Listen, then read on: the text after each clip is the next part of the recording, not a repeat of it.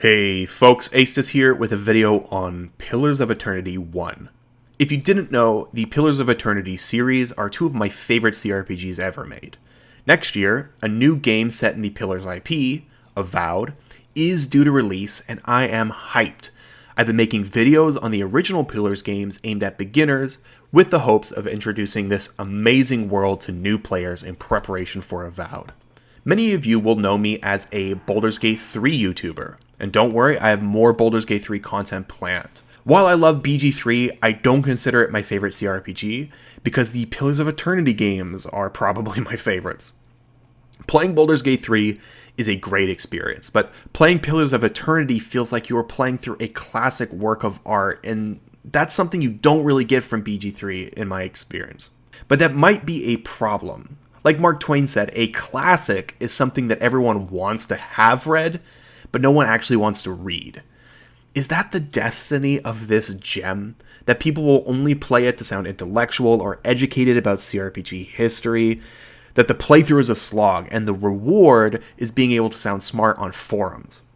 I really hope not, because to me this game is as fun as it gets. When it first released, I could not stop playing, and I still do a full playthrough at least once a year. Not as some kind of forced ritual, but because I actually like playing it. I get character ideas that belong in Eora, and I reinstall to realize those characters, to fight Scolders and Vithrax again, and just have fun. I want as many other people as possible to have that experience with this game. So in this video, I will be doing an edited Let's Play of the first portion of the game to make learning the game and starting your first adventure as easy as possible. I've done another one of these for Pillars of Eternity Deadfire. If you want to start with that game, check it out. In a lot of ways, Pillars Deadfire is an easier transition into the world. However, if you want to play them in the order that they were released, keep watching. Before we dive into the Let's Play, I do want to list some things that I think this game does extremely well. First, world building. I've said this before, but one thing I think not enough people are talking about is how the Forgotten Realms default setting is really holding our hobby back. I say we set writers loose and let them design amazing new worlds like Dragon Age Origins or Pillars of Eternity. Eora feels vital and alive, and it is awesome. Second, companions. The companion writing in this game is peak.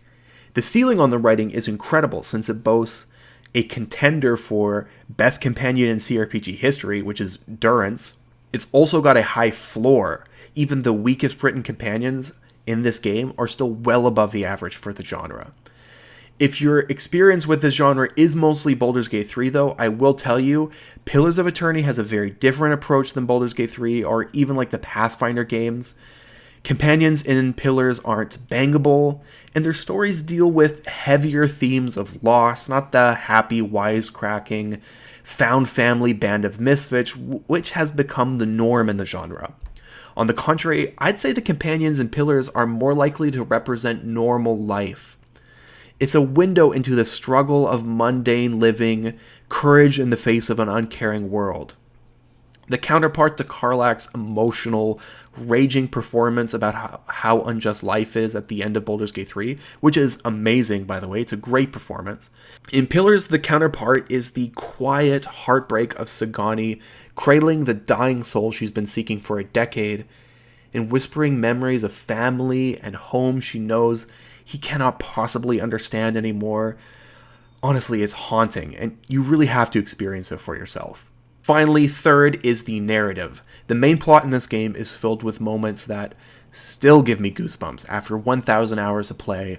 I won't say anything else about it, I don't want to spoil it for you, just play the game. Now, you will probably notice that all the strengths I have listed have to do with the writing. And that's also the number one obstacle. This game has a lot of writing. Again, that's actually why I started by covering Pillars of Eternity Deadfire over Pillars of Eternity 1. It's just an easier transition. They streamline the writing much more in Deadfire. So the first and most important piece of advice I will give you for this game is this. Don't feel like you have to read all the writing. Seriously, if something feels like it's dragging on, just skip it. That's what I did, and I still understood the story just fine. Because the lore isn't as important as the story, and you will pick up the story just fine without reading paragraphs of lore text. Skipping lore will also leave a lot of room for you to learn on the inevitable second and third and fourth playthrough. Alright, I blabbered enough in the intro, let's boot up the game and dive in. Alright, so here we are at the Pillars of Eternity main menu. Now, I have the 2 White March DLCs for this game installed. You can see if they're installed, you'll have them down here. White March Part 1, White March Part 2, and that's why I'm getting this snowy, mountainy background. If you have the base game, you'll get a different background that, honestly, I can't even remember. It's been so long since I've seen it. But yeah, I just want to let you know why it might look different if you just bought the base game. But while we're talking about the DLC expansions, a lot of people ask whether these are worth it, and I could just tell you right now, if you are someone who enjoys Pillars of Eternity, you should absolutely buy the White March Part 1 and 2. Really, really incredible for what they add. Amazing stories, tons of cool new items. I recommend buying them if you like this game. However, if you just want to try out the base game, I totally understand. So now let's start a new game for this Let's Play. And of course, we're presented with our difficulty settings. Now these days, of course, I always play exclusively Path of the Damned Trial of Iron difficulty. Path of the Damned is the hardest difficulty, where you will face the most enemies and their stats will be buffed. Trial of Iron is kind of like Honor Mode if you've played Baldur's Gate 3. Basically, in Trial of Iron, you get 1 save, and if you die, that save is automatically deleted, which prevents you from doing save scumming and stuff like that. However, for beginners, I do not recommend these settings. If you're a beginner, I recommend you play on normal. I started playing this game on normal on my first run, and I actually found it quite challenging. If you're a very experienced tactical player, and you like to reload challenging encounters, you could absolutely play hard. Hard is doable for new players, although you probably will have to reload a lot of fights, but that's up to you. For this video, we're going to play in hard, just so I can show you kind of what it's like. Now, some people really like Expert Mode. Expert Mode disables a number of kind of extra information features, which some people think steal from immersion. Personally, I hate Expert Mode. I don't find that the helper features break my immersion at all. I just think they're useful and improve the quality of life of the game. But you can try Expert Mode if you prefer. So anyways, we're just going for hard in this run, and then it's going to take us into character creation. Now, there's a little bit of a text introduction. If you want to read that or listen to it, that's up to you. But the gist is that your character, which we're about to make, is in a caravan on their way to Gilded Vale. You're probably going there because the local lord of Gilded Vale is giving away free land for new settlers. On the way, your caravan route becomes blocked and you fall ill. And that's when we get into making our character. Now, compared to Pillars of Eternity Deadfire, character creation is very straightforward, mostly because there is no multi-classing, but we'll talk about that in a bit. The first choice we get to make is for our gender. Of course, it's totally up to you. Mechanically, this does not affect the game at all. The first mechanical choice that we make is of our race and our sub-race. Now, if you are familiar with Dungeons and Dragons kind of games, some of these races will be familiar to you. For example, human, dwarf, and elf. However, there are some races that are unique to the Pillars of Eternity setting. They are Amawa, Orlan, and Godlike. We'll talk about them more later. For every race that you pick, there will be your base race, and then there will be sub-races. Your base race determines your stat or attribute bonuses. So for example, the dwarf gets a +2 to might, +1 to constitution, but a -1 to dexterity. Now you'll notice that is a total of +2 to your attributes. And all of the racial options in this game get some combination which adds up to a +2 to your attributes. And with the way the attribute system works, where all classes benefit from all the attributes, it means the stat bonuses will basically even out. Now, sometimes in a particular build or class, you might want more of one stat instead of the other, but overall, the stat bonuses aren't really the important choice you're making when you're picking your race.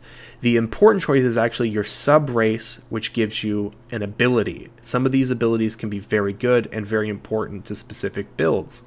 So for example, the Boreal Dwarf gets a plus 15 in accuracy against Wilder or Primordial types. That's honestly pretty good. So feel free to browse through these at your leisure. The only one that's a little different is all humans get the same subrace feature, Fighting Spirit. But now let's talk about the unique races to the setting, starting out with Amawa. Amawa are kind of the big race in this game, similar to like a Goliath or a half-orc. You're going to get plus 2 to might to reflect that you are big and strong.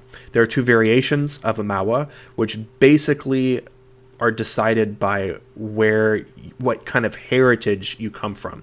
The first is Coastal Amawa, which are mostly descended from the nation of Rautai, which is a major imperial nation in this world. Then there is the Island Amawa, which are mostly descended from the indigenous people of the Deadfire Archipelago region, which is the region where the second game in the series, Pillars of Eternity Deadfire, takes place. Island Amawa have a wide range of cultures and political organizations, but most of them are tribal.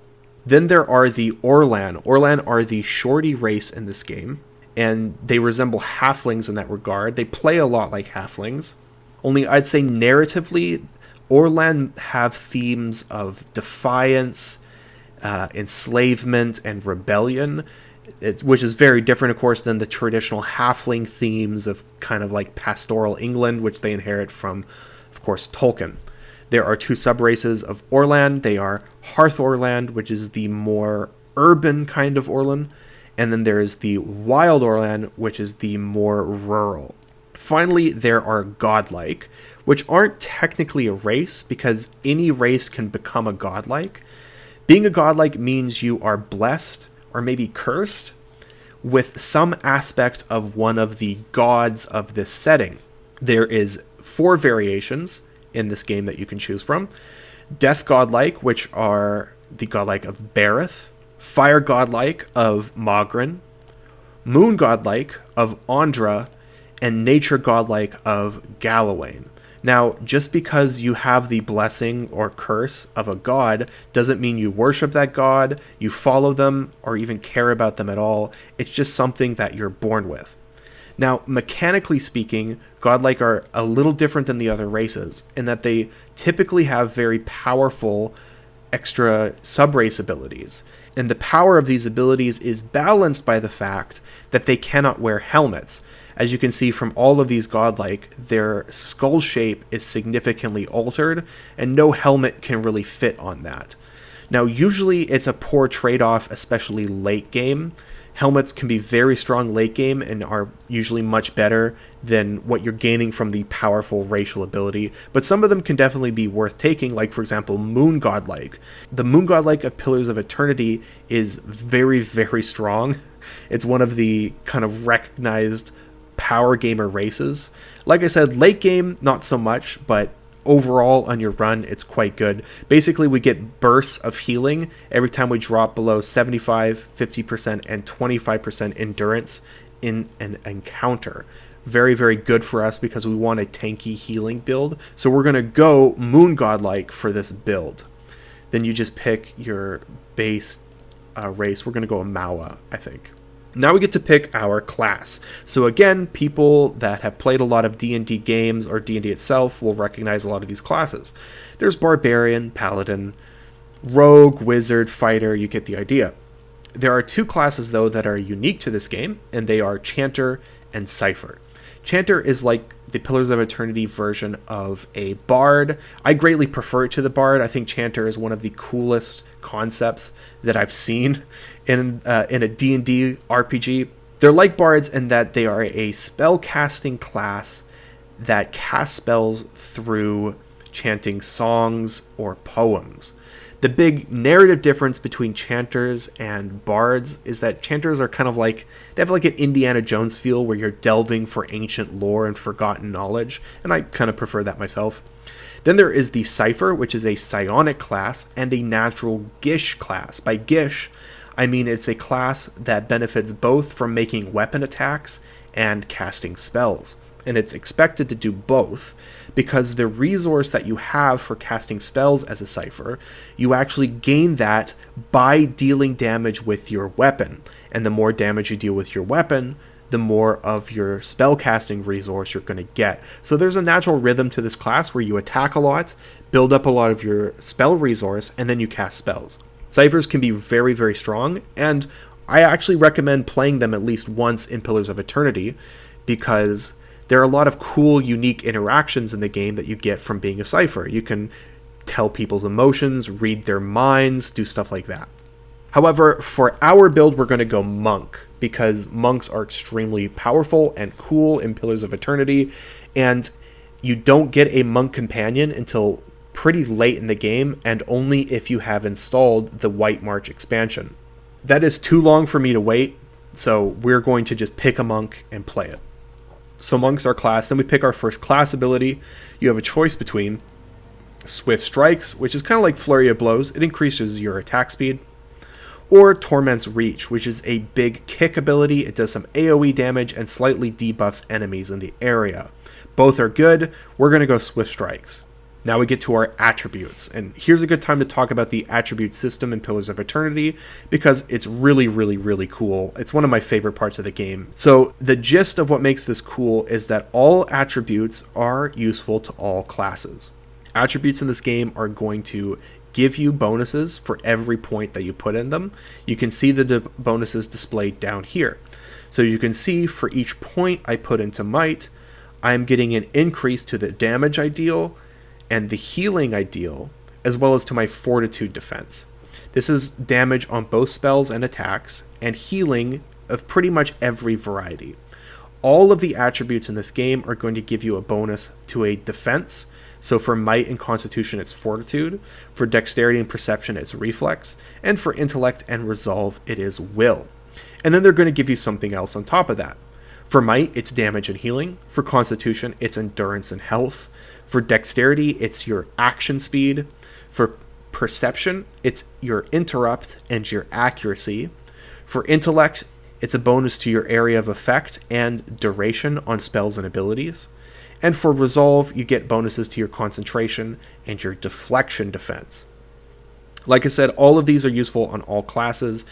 Which one you want to prioritize really just depends on your build. Now for our build, we want to max Constitution. And you can see there's a gold star next to Constitution because Obsidian is telling you if you're playing a monk, you'll probably benefit from it a lot. And it makes sense. Monks in this game are a little bit different than monks in like D&D. They're not dodgy, quick monks. They're more like brawling monks. They have this kind of theme of overcoming pain and suffering. Mechanically, what that means is that your resource for using your abilities is called wounds, and you get wounds by taking damage from enemies. So the tankier you are, the more damage you can take, which means the more of your abilities you can use. It's really strong. So we're going to max Constitution. And then there's also a gold star next to Dexterity. They're saying that's good for monks, and I agree. We are going to max Dexterity as well, as high as we can. Now we're going to dump our Resolve. Resolve tends to be a little worse than the other attributes, although there are some builds that use it quite well. It's not good for us though. Resolve is giving us Concentration and Deflection. Concentration will prevent us from being interrupted, which slows down our action speed. But that doesn't matter to us that much because we're already attacking so fast from Dexterity, there's not a lot of time for enemies to interrupt us. It also gives us a bonus to Deflection, or if we dump it, a negative to our Deflection. Deflection is a defense in this game. It's kind of like Armor Class from D&D or Baldur's Gate 3. It's the basic defense that weapon attacks will target. So with less deflection, it means we're more likely to be hit, but that doesn't bother us because we're so tanky from being a monk and maxing our Constitution, and we kind of want to be hit because by being hit, we accumulate wounds. So that's why we're dumping Resolve. We've maxed Constitution Dexterity. We have 6 points left. I'm going to recommend putting the rest into Might, which boosts our healing. We already get healing from the Silver Tide feature from the Moon Godlike race, so boosting that healing is going to be really good. Now we pick our culture and profession. Your base culture that you pick will give you an extra +1 to one of the attributes. So for example, if we picked Eder, we'd get a +1 to resolve. Deadfire Archipelago, +1 to dexterity. You get the idea. Now, these don't matter that much, so just pick one that you think is cool. I'm going to recommend Rautai, though, for the +1 to Constitution, giving us a nice round 19 Constitution and 19 Dexterity. Then you pick your background profession. These will give you bonuses to your skills. It's a +2 to skills in total. It doesn't really matter that much, but I really like athletics and survival skills, and slave will give us a +1 to each. It's also a cool theme. I like the idea of a monk that transcends suffering being either freed or escaped slave. And that is all of the mechanical choices in character creation. Now it's just picking your portrait, your colors, base unit appearance, your voice, and your name. So I'll leave you to do all of that. Alright, let's get into game. Alright, so there's some dialogue here. I'm just skipping over it because I've listened to it a million times. But the gist is that the caravan master, Odema, is sending us to go find a certain kind of berry, which will hopefully cure our sickness. Odema is nervous because we have been forced to camp next to some ancient Engwithan ruins. That makes him nervous because the indigenous people in this region consider these ruins sacred. In their culture, they will kill anyone who enters the ruins. However, we haven't entered them, but we are camped beside them, and it's kind of a gray area, so you can see why he's nervous. Anyways, we're going to skip the dialogue and go find the berries.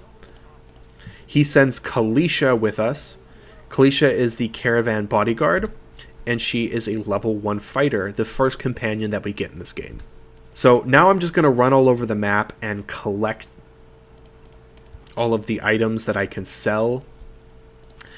There's not much to say here, so I'll probably go through it very quickly by fast-forwarding the footage. Although one thing you should know, if you want to move quickly, you can press the F hotkey, or this button down here, double speed. This will allow you to move faster on the overworld. You can also slow it down with the half speed G hotkey, so you can see here. Anyways, for battle, it will automatically slow down to G. When you're exploring the overworld, I usually do it on fast mode, although it's up to you. Alright, so let's go grab all the stuff now. So here's a good hint for you guys. If you are exploring the overworld and looking for things to interact with, hold down the tab key on your keyboard. This will highlight all of the things you can interact with. So here is a little magnifying glass. This is something we can expect, and this will almost always give flavor text. I can't think of a time in this game where inspect actually gives you anything mechanical. If there's something mechanical that you can loot, it will highlight like this. You can see I can loot from this corpse here. Now, another important tip is searching for hidden traps or hidden places where things are stored. To do that, you need to press Alt or this button down here, which will go into scouting/sneaking mode. You can see as I do that with Kalisha, her mechanics and perception is high enough that she spotted this hidden area. You can loot the hidden area. This looks like a magic weapon, but it's not. It's just a joke item. It's actually worse than a normal pistol, but we can still sell it.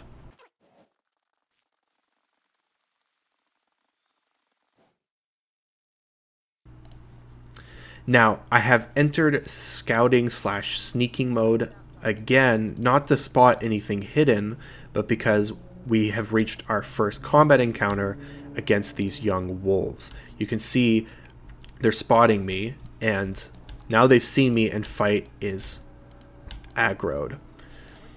Now, I can very easily kill these wolves. There's not much to it, but if I can, I do want to try to get flanking on them. You can see once both targets are engaged on either side of this wolf, they become flanked. Now here's a good time to talk about attack resolution. All of your attack rolls are displayed down here. You can see it gives you a very simple text on how much damage you do, but if you scroll over it, you can see a little more detail on the roll. You can see I made 2 attacks. One, I hit the wolf for 13 damage, and another, I grazed it for 7. In this system, every attack you make, whether it's a weapon attack or a spell, it's all resolved in the same roll.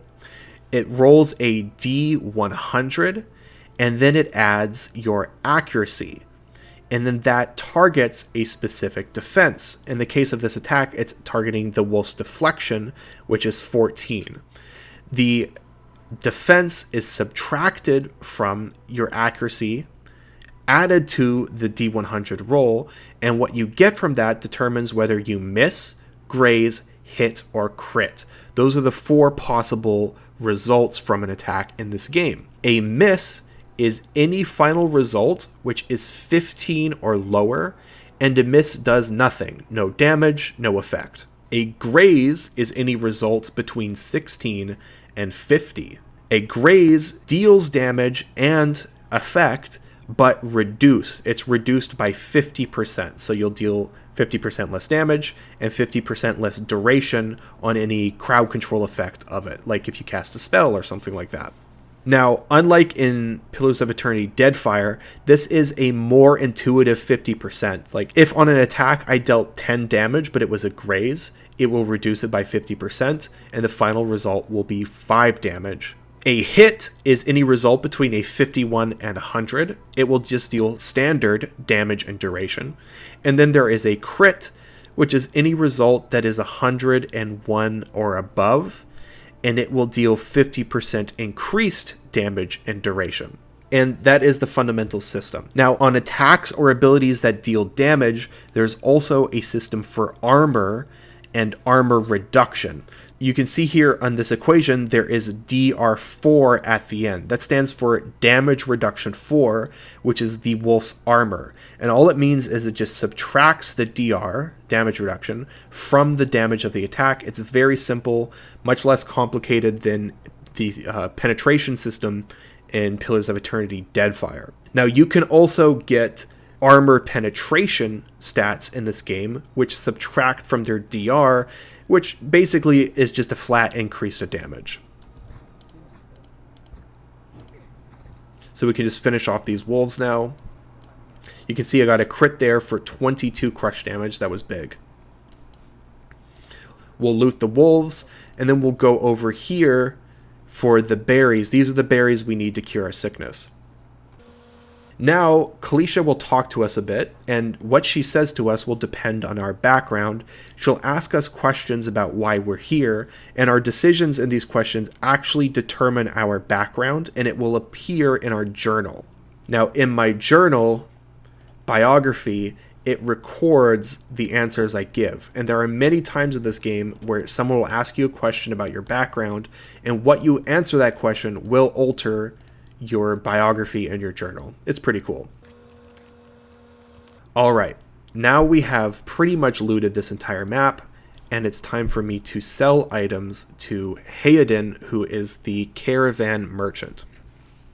Now, I am actually going to remove mine and Kalisha's armor here.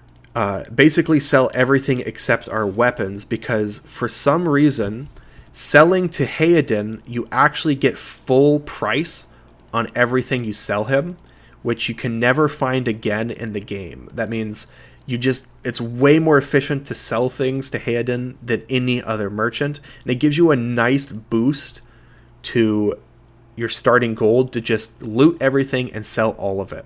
So we can start with a solid 1100 plus gold right at the beginning, although we have no equipment, but we should be able to survive the combat encounter that's coming even with no equipment. So now that we've got the berries, we need to go find water, and here's the water skins.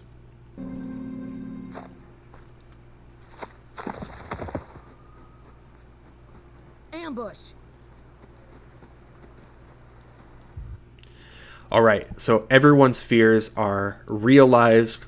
The indigenous people of the area are attacking us because they feel like we have treaded on their sacred ground. This is just a very simple fight against kind of bandits.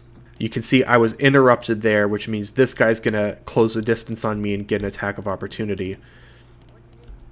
So I might as well kill him first. See, I've got a wound from that attack, which allows me to use Swift Strikes.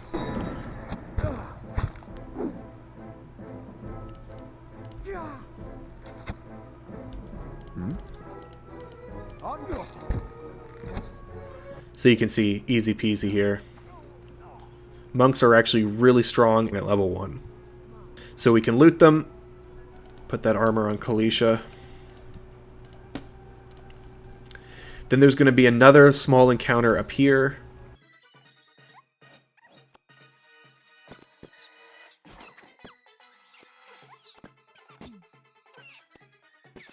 You can see our monk just attacks so fast with Swift Strikes and all the dexterity we have. Now I can get armor for him.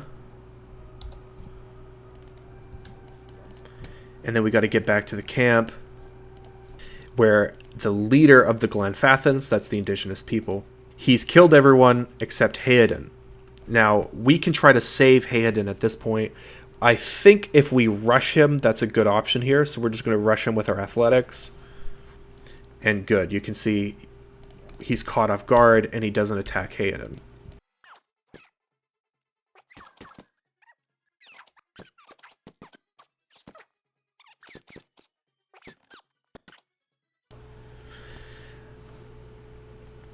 A supernatural storm is striking this area. It's like a tornado that harvests the souls nearby. We have to take cover from it, and we are going to run into the only place we can really go, which is these ruins. There's a little story interaction. We're just going to skip that. All right. So now we have fled and are kind of locked inside these Engwithan Ruins. Now, this is a kind of mini dungeon. There's a lot of things to do here, but I'm actually going to recommend we don't do them all right away. We basically want to escape with getting as little experience as possible, because spoilers, when we escape this cave, we will get enough experience to level up to level 2. And once we've leveled up to level 2, we can come back and redo this dungeon. It's a way to get a little edge on experience. Anyways, if you just want to do the dungeon straight up, by all means just do that. It doesn't really matter that much.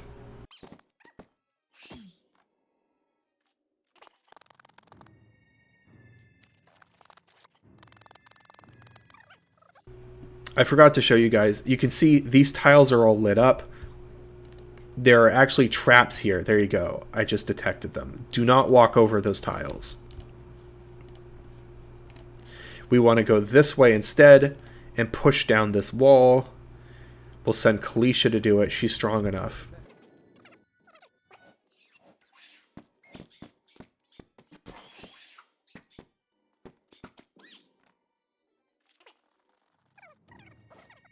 Now, I can look at what armor we have available here. So you can see armor will lower your recovery speed. It means you'll act slower, but it will also give you damage reduction. And the damage reduction it gives will depend on the armor. Hide armor will give you a small bonus to pierce, freeze, but then a negative to corrode damage. This is actually what I want. Pierce damage is what spiders do, so a little boost to pierce damage is worth it for me. I'll probably switch hide armor on all of my units for the spiders coming up.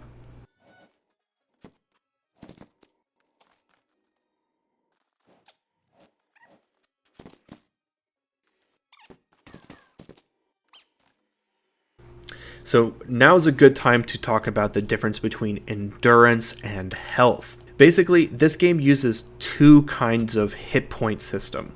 There's your endurance, which is a lower number, and that is the hit points that you have in a combat. If your endurance reaches 0 in a combat, you will kind of be knocked unconscious, which is like being dead, but only for the combat. Whenever the combat is over, your endurance will go back up to 61. So you always have your max endurance for every fight. Health is your overall health pool. If this reaches 0, you die and your character is removed from the game. It's game over when your characters reach 0 health. Health pools are much higher because they're not meant to last an encounter. They're meant to last over an entire adventuring day. When your health gets low, you rest to replenish it, and that's pretty much the only way to replenish it. There are some other ways, but they're quite rare. So in general, you can think of your endurance as your combat hit points and your health as your overall hit points. Health is represented by this bar here. So you can see, because my monk has been taking the most damage, his health is the lowest. Once it starts getting into the red area, that's when you want to rest. You never want to risk your health reaching 0, because that's when you just permanently lose companions. Alright, so this is the end of the first dungeon. When we leave here, we're going to level up, but I just want to show you that there's a lot of this dungeon I haven't done, and that's because you automatically level up when you leave, so yeah, you can maximize experience by leaving first and then coming back later, which we're going to do. Now, as soon as we step out of here, a cutscene will happen, and I'm just going to skip over this, but it is important to the plot and pretty cool, so if this is your first time playing it, by all means watch this. While watching that, you have what is called an awakening, which is a flashback to memories of past lives. All of the souls in this world go through a cycle of reincarnation. Remembering your past lives is a condition that usually leads to madness. However, you're lucky that's all that's happened to you, because your allies, Kalisha and Hayden, are dead. So we can loot them and level up. So for our level, we're going to go into 5 athletics. Is that what we want? I think, yes, we'll go 5 athletics here.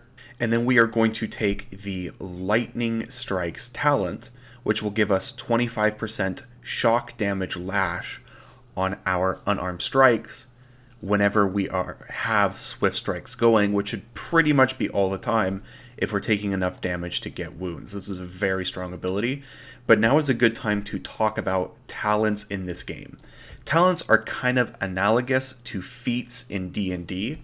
They are a list of statistical buffs, usually, that all classes get access to. Mostly you all get the same pool, although there are some class-specific talents, like for example Lesser Wounds, Lightning Strike, Mortification of the Soul, which are all available to the monk specifically. If you want to multi-class in a sense, there are talents which give you a lesser version of signature abilities from other classes, which kind of work like a multi-class. But yeah, leveling in this game goes odd levels is whenever you get your class features, and you get access to better and better class features as you level up. Even levels are where you get talents, and for the most part, you don't get access to better and better talents as you level up. Although, it's not exactly true, but yeah, you'll get the idea. I will post this entire monk build, a link to it in the description. But for now, we're going to take Lightning Strikes, and you can see we have Major Fatigue, which greatly reduces our stats, so we're going to have to rest to get rid of that. And because we have enough survival, we can choose a resting buff, either heal multiplier or damage reduction. Both of these are good. I think we'll go heal multiplier for now. Alright, now I could go back in, but I'm not really the kind of class that can disable traps. I haven't invested in the mechanic skills, so I'll come back whenever I have a unit in my party that can do that. For now, I'm just going to loot my way through, and we're going to try to make it to Gilded Vale. To get there, we have to go through the Valewood. So again, I'm mostly going to loot my way through here. Remember, I'm a single unit in a party game, so we want to try to avoid as many fights as we can until we pick up some party members. However, there is one mission that you can do on the way solo, depending on which class you pick and how you leveled, but we definitely can do it. So on the way, you can sneak past this outlaw if you want, but we can definitely fight them.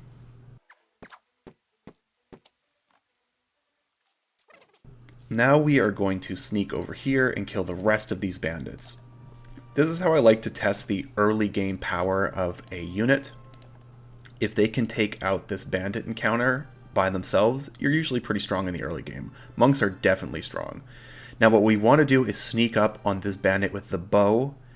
They are the one that's going to deal the most damage to us at the start. Now they're going to attack us.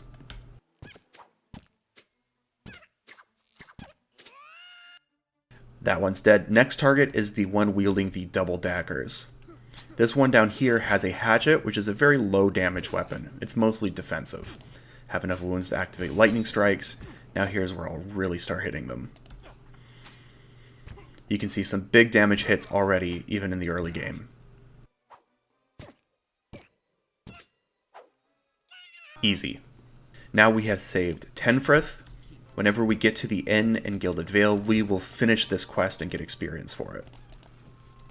And that's pretty much all I do in the Valewood before I get to Gilded Vale. If you just go down here, you don't want to go into this area. There are wolves in there that will kill you. We will deal with those later. You can talk to this guy. He will tell you about his friend who got killed by a bear. And now we can enter Gilded Vale.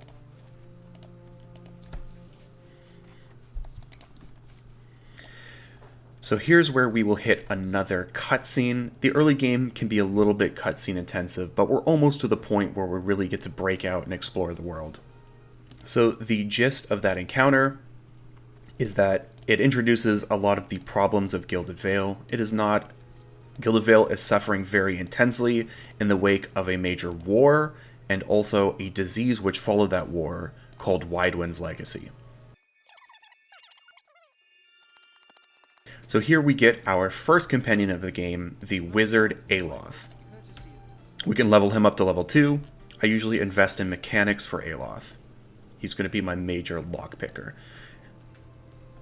For your level 2 spell, I recommend Council Hut's Parasitic Staff. This is a spell that absolutely rocks early game in Pillars of Eternity, and it's sad that it's not very good in Pillars of Eternity Deadfire. And then for your talent, we're going to take Arcane Veil.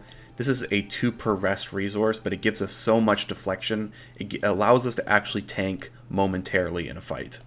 Here's a good time to explain Wizard Grimoires. Grimoires occupy this slot down here, and they work a little differently in Pillars of Eternity as they do in Pillars of Eternity Deadfire.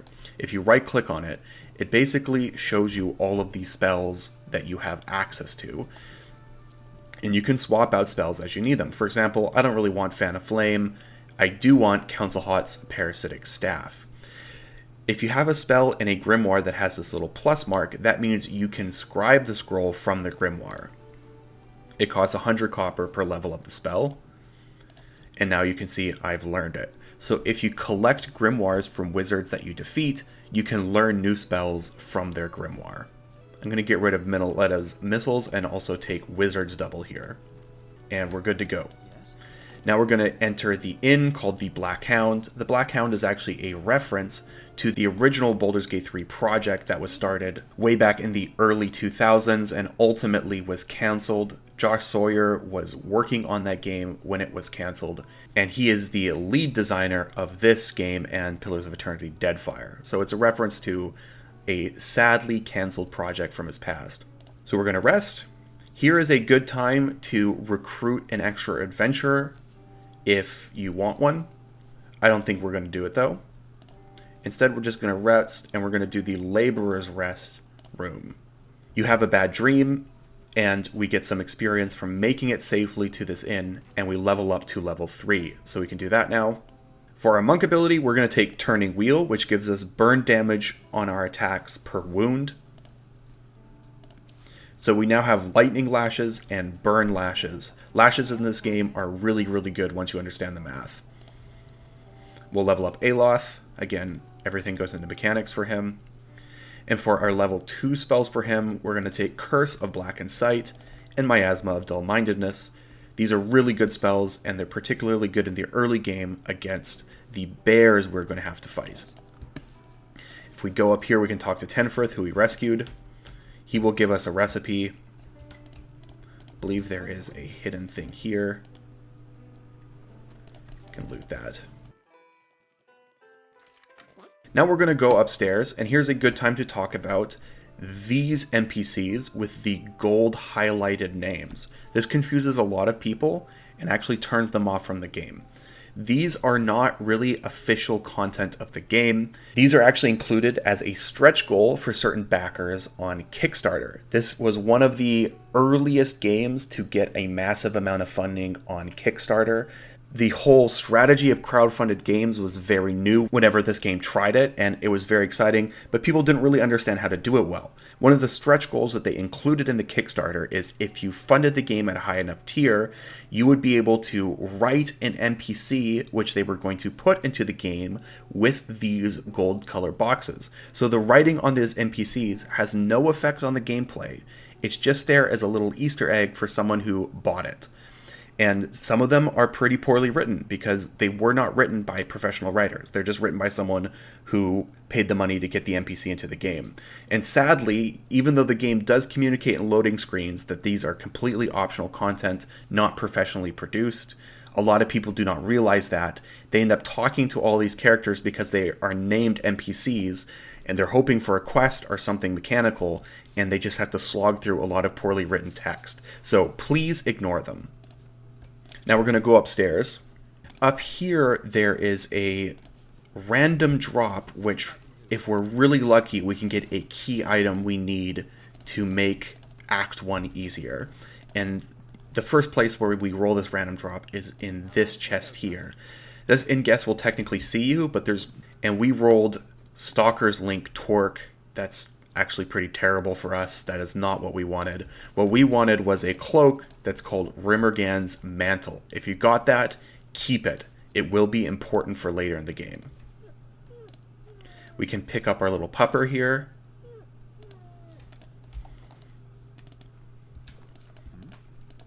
And leave the inn. So now we have to do the last major story beat before we're let loose, which is talk to the dead dwarf hanging on the tree who visited us in our dream. This is the last major lore dump in Act 1, so if you're getting tired of them, persevere. She explains that you are a watcher, and she suggests that you visit another watcher in this region named Merwald. Now you can talk to this person, Eder. He is a companion we will keep for most of the game. So now we got Eder. Eder is a fighter, a human fighter. We're going to invest in a survival and take Apprentice's Sneak Attack as his first feat. Then Athletics. And we are going to take the Confident Aim ability. And we'll move him to the front. So now we have two pretty tanky early game units. Now is a good time to take stock of what quests we can do. Here is a map of the town of Gilded Vale. I'm not going to go through all of the quests in this game, but I can point out the major areas that you can talk to people in. First is this mill up here. There is a very short quest, which doesn't involve any combat really. So you can do this for free experience right from the beginning. I recommend doing that. And here we can talk to Nonton again, who is the guy we talked to outside of Gilded Vale.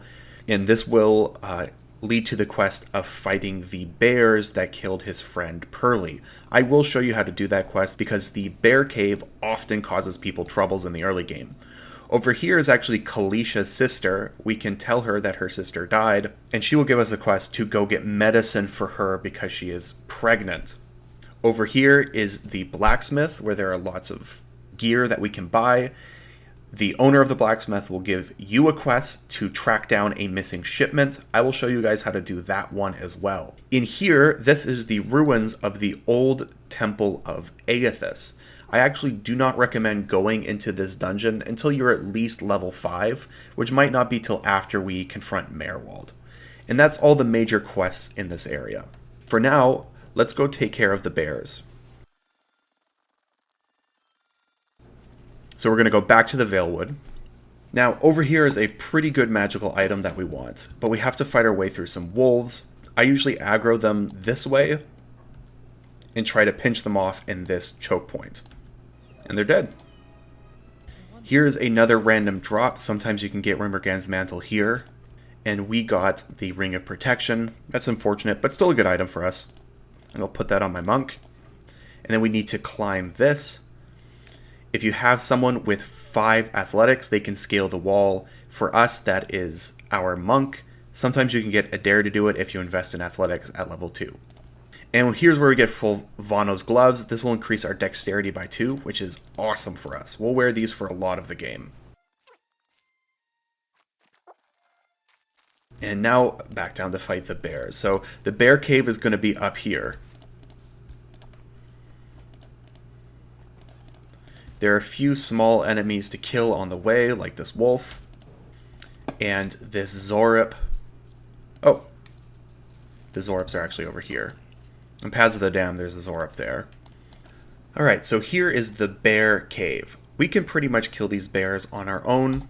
But if you really want to prepare, you can go to crafting and craft some of the food recipes that you've acquired. There's lots of good options here. Alright, so the bear is up here. On Paths of the Damned, there's 2 cubs with it. I'm not sure about hard difficulty. But we want to start by aggroing. There's at least 1 cub there. We're going to start by aggroing a dare. Our monk is going to flank.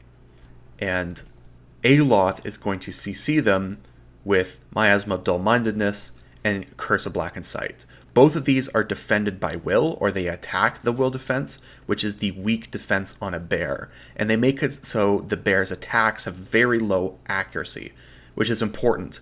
Bears do so much damage, they can sometimes straight up one-shot your units. So here we go. Aggro the fight. Start with Miasma of Dull-Mindedness.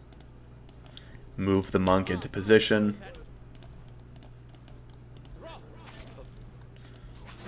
Okay, how did we do? 2 small hits here, but that's enough. Then we'll move on to Curse of Blackened Sight. You can see, guaranteed to hit now that they're debuffed.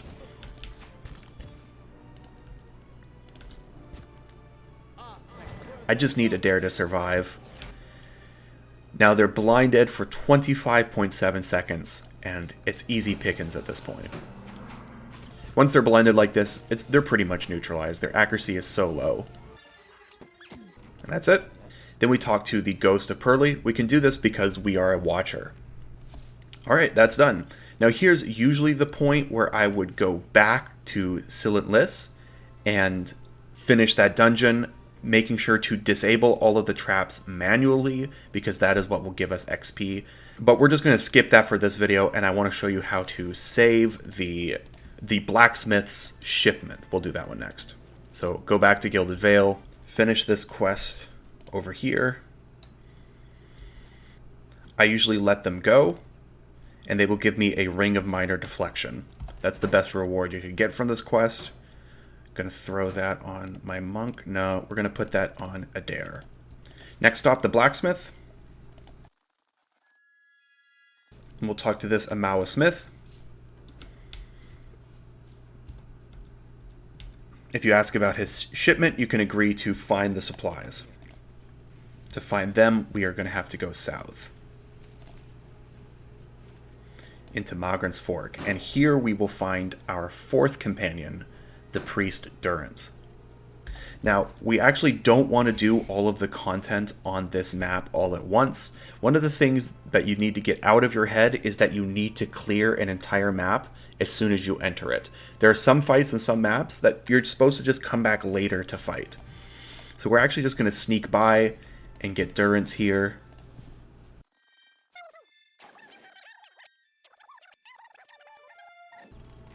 So now we've got Durance, we'll level him up. We'll take Interdiction as our first talent for him. And there we go. Now, there are lots of little fights we can do here, but the main one that I think is actually important to do is over here. Over here we will find some bandits, including a bandit wizard. I actually usually like to... Oh, I think they're over here. Yeah, there they are. I like to sneak past them and attack from the back. This way.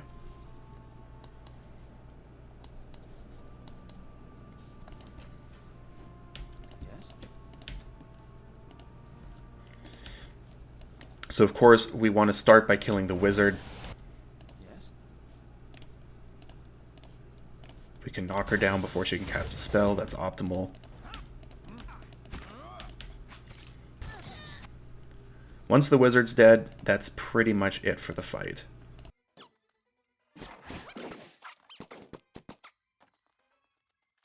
And that wizard, Londrana, dropped a grimoire. And there's lots of spells to learn here. We might as well just learn all of them. The important one, though, is this, Chill Fog. Chill Fog's probably the best level 1 spell in the game. I would have learned it earlier, but I knew that I could get it from Londrana's grimoire. And now we can scribe these into our grimoire. Chill Fog. There we go. Now, there's also an easy fight and a magic item down here that you can do, but we are going to skip ahead and go to the Black Meadow. Here's where we can find the shipment. So the shipment we're looking for is up here, but it's a pretty tough fight, especially at this level. But I have a trick for defeating it. First, we'll just take out this troll, easy kill. Make sure he aggroes one of the tanks. Make sure we flank. Trolls can be pretty tough to kill, but they do very, very low damage. Then there's a hidden stash here. Pick that up. Okay, so up here is the bandit camp. And like I said, they can be a pretty tough fight. So what we're going to do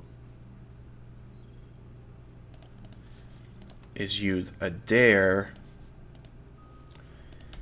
You can see there are trolls over here. We are going to aggro the trolls first. They're slow walkers.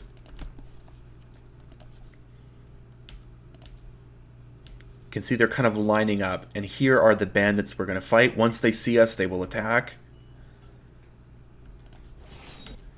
And then I'm going to run Eder away, move the rest of my units into fight. And the bandits will drop aggro, some of them will, on these trolls. You can see they're already picking up aggro. And that makes this fight way, way easier. Then I just want to group my guys up and focus down the units one by one. I might as well cast Cancel Hot Staff here. Actually, we're just going to spend all of our spells. Let's go Blessing. That one's dead. I recommend mostly taking out the bandits until you've got the bandits neutralized. Then you can start working on the trolls. Alright, we could probably kill some trolls now. He's getting a little low. I don't like that he's got aggro on him. So we'll just put him out of the fight.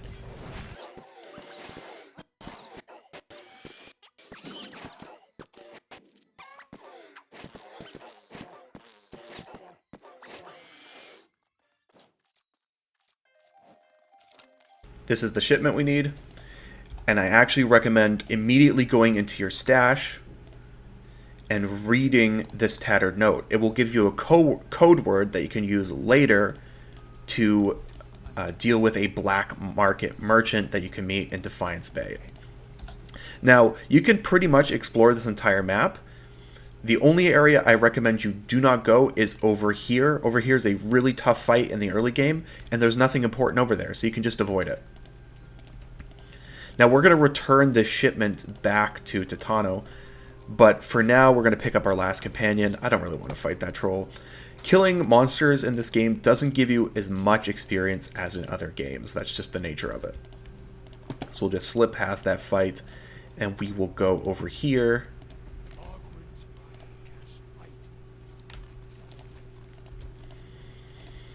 And this will take us to Caed Nua. Caed Nua is where we will need to find Merwald to advance to the next act and get to Defiance Bay.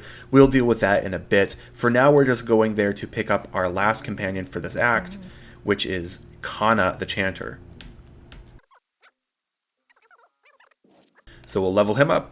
The most important decision you can make with Kana is to take Rennie Darrett's Ghost as your invocation. Very, very important. After that, it's really up to you. I like to pick defensive feats for him. Now, to use chanters, you have to scribe songs, which is the edit chant button down here. He has one song, March of the Kamoa. We're going to make another. I'll just call it Dirge.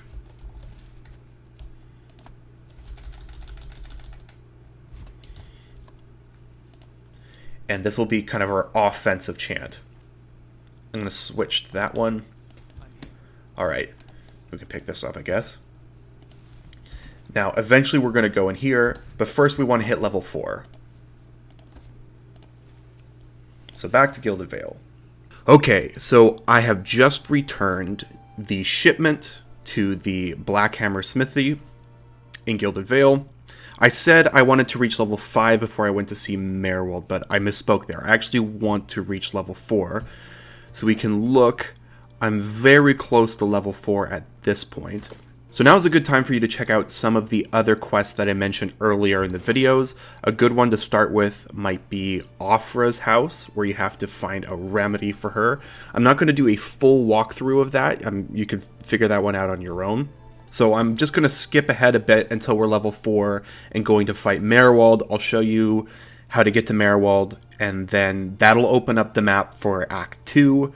I'll give you some quick tips and tricks, and that'll be the end of the video. So one piece of advice I can give you as you go to do these quests that is unintuitive for a lot of people who didn't kind of grow up with the Infinity Engine games is that in this game there are sections of the map that you can only discover by exiting a different map at the right side of the map. So for example, here we are in Gilded Vale. You can see as I exit on the south side of the map, I have all of these areas unlocked. You'll notice there's nothing here and nothing here.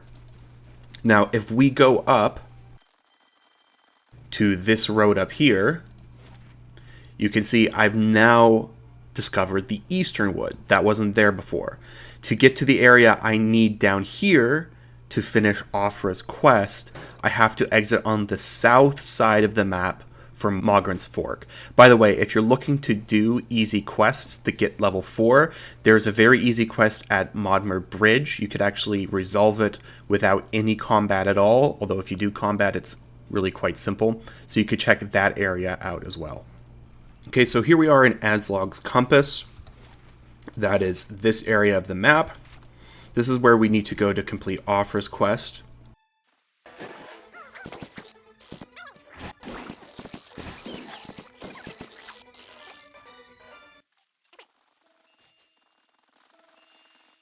So you can find Ranga by going down this little peninsula here. You can talk to her. She'll give you some minor quests to do in order to complete Offra's quest. They're all very simple. In fact, you can pretty much clear this entire map at level 3 to 4. Now this is actually important. You can see close to where we found Ranga is this Amawa, Panamu Birdscorned. He is not in the base game. If you have the Definitive Edition, or if you have downloaded, like I have, the Deadfire Pack DLC, which I believe is a completely free DLC, you will unlock Panamu Birdscorned. He is a special merchant, which has many expensive and powerful items, and one of the most important ones is this belt, Belt of the Royal Deadfire Cannoneer.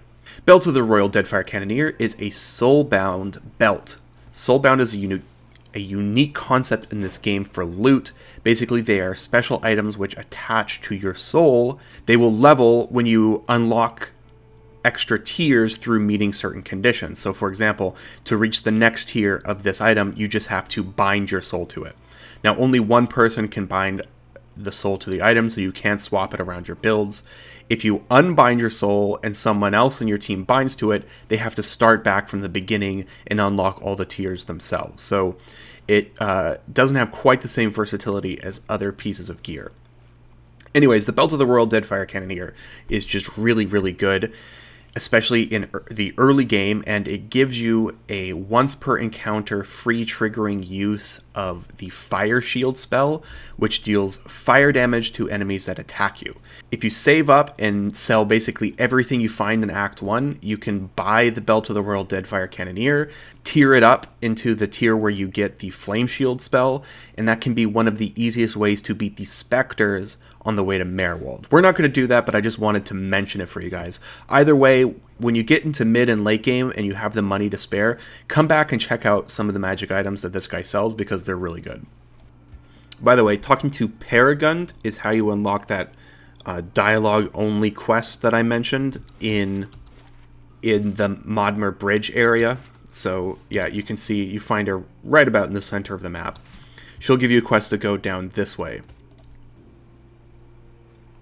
If you do a lot of quests for the town and gain a lot of reputation, this guy, Kolsch, might come and talk to you. He will give you a quest to take down Lord Raedric, who is the lord of this Gilded Vale area. This is a quest that I recommend being higher level, at least level 5, probably level 6 is better. I don't usually do it till after I have confronted Merwald. But if you want to do it, you can find his castle over here, so you have to go east from the Eastern Wood.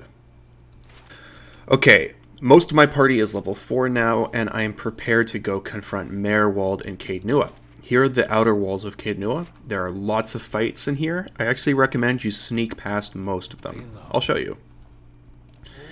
If you just kind of hug the southern wall,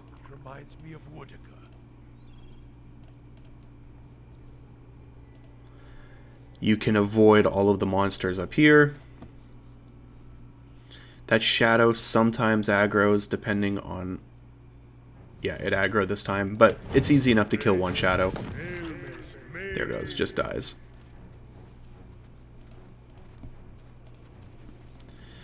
Alright, and this is where you need to be. If we move up from here, there's a mandatory fight of some fire blights. We're going to kill them.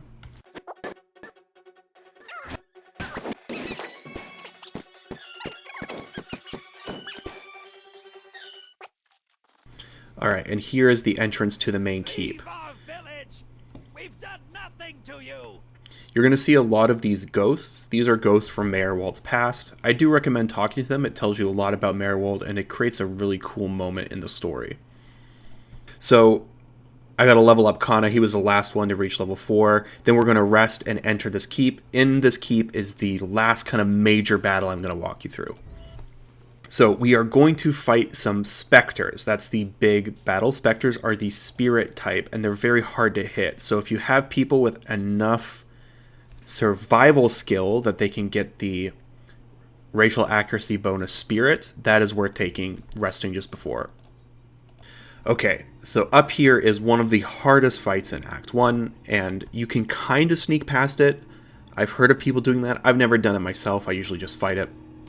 But this is the one we've been preparing for. It's why we wanted Rimmergan's Mantle. It's why we wanted the Royal Deadfire Cannoneer Belt. It's because those items make it easier to clear this fight. But I'm going to show myself clearing it on hard without any of those items so you can see that it's doable. Expect, though, especially if you're new to this game, that this fight might take some reloads. Before we actually aggro the fight, there is this magical sword we can take. It's called the Whispers of Yenwood. You can see it's good at attacking spirits. I'll equip that on Eder. So, what's going to happen is these phantoms, sorry, I've been saying specters, but they're phantoms, and shadows are going to aggro your team. They're really difficult to fight because the phantoms will stun lock your units.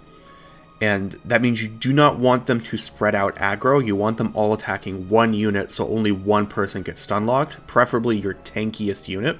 The shadows will sometimes teleport onto your backline and attack them, and they can kill them pretty quickly. So all of those are reasons why we're going to start this fight with just Eder tanking the aggro. You can see there's one teleport.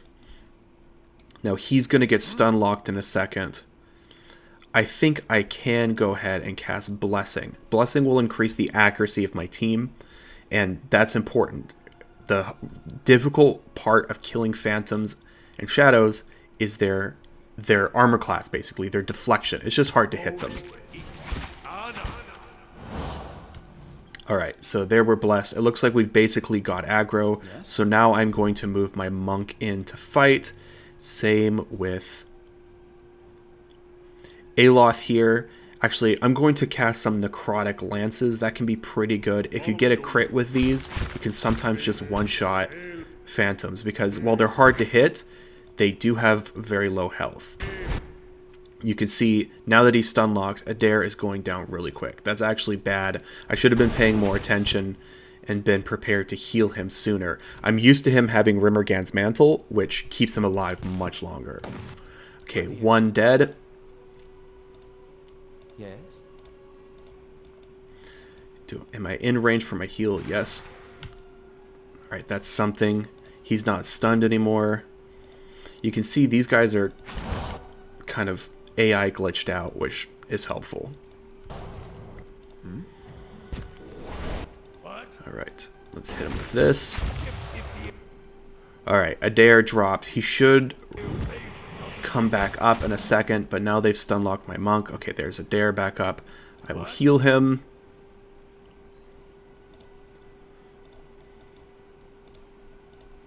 How am I doing? That one's low. Yeah, it looks like I'll clear this one pretty easily.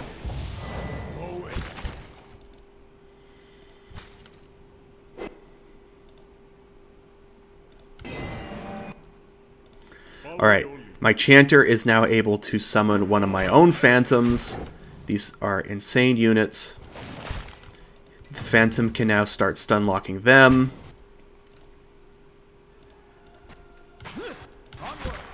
And it is over. That is clearing the Phantoms. And that is pretty much it, guys. You can talk to the Steward. The Steward is a soul that has been placed inside this throne and is a major character both in this game and Pillars of Eternity Deadfire. Talking to her will open this door, and you're going to encounter lots of ghosts, but this is the direction you want to go. Going here will take you down to the dungeons where you will fight a lot of spiders. Kill the spiders, and then you will go down into the first floor of the ruins, the endless paths of Caed Nua. You do not need to explore all of the first floor. In fact, I'll just show you in a second where the Merewald room is. The first floor of Caed Nua is actually pretty difficult for a level 4 party. Alright, so I just cleared the spiders in the dungeon here. I'm just going to loot them. And then we go down, and here we are at the first level of the endless paths of Caed Nua. You can see there's a door immediately kind of north. This is the door you want to get into. Now you should have, if you've been leveling mechanics on Aloth, enough mechanics to just pick this door. If you can't pick it, there's a key, I think it's in here. In this room you'll fight some Zorops and one of them will drop a key. But as soon as you walk into the room, you're going to aggro the fight against Merewald, who is a pretty high-level wizard. But it's just him, so with a team of 5, you should be able to take him down very easily. And after taking down Merewald, you then become the next master of Caed Nua. And it becomes your stronghold. You can make upgrades to it, including the upgrade which opens up your path to Defiance Bay, which Defiance Bay is kind of like the Baldur's Gate of this game. It's the major city hub where you're going to get a lot of quests, and really at that point the game opens up. You can play a lot of hours in Act 2, whereas Act 1 is fairly compressed, especially if you skip the 2 high-level quests that I recommend, which is the Temple of Aethys and Raedric's Hold. But anyways, guys, that's where I'm going to stop this walkthrough. Thanks for watching. If you have any questions, feel free to ask them in the comments. I will catch you next time.